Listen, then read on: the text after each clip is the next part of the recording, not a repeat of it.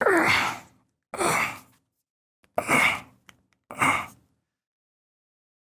if you have the Saramonic XLR Recorder, you know exactly the problem that I'm having, but I'm going to show you a little tip to fix that problem. Let's get to it.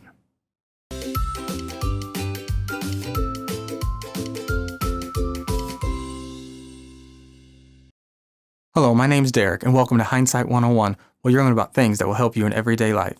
Now, I have the Saramonic XLR Recorder, and it's not that bad. It's model SR-VR M1, yeah. And like I said, it's not that bad, it's not the best, but it'll do. And a lot of people like it, but the one problem that a lot of people have, and it's all over Amazon, is it's impossible to get apart. So when you hook it up to a microphone like this, it's hard to get off. Now, if you hook it up to an XLR cable, it's not so bad, but if you want to do something like an interview style, then you'll never get this off, and many people have either broken it or just junked it because they thought it was useless. Well, I do have a little tip that'll fix that. Now, since I've already done it, I'm going to have to show you a picture, and in the picture, you're going to see that the little lip protrudes out really far, so we're going to fix that. And what we need to do, we need to grind it down. And what you can do, you can use one of two tools.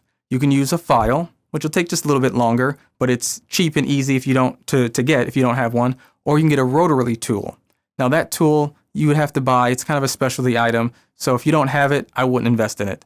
But either one of those will work.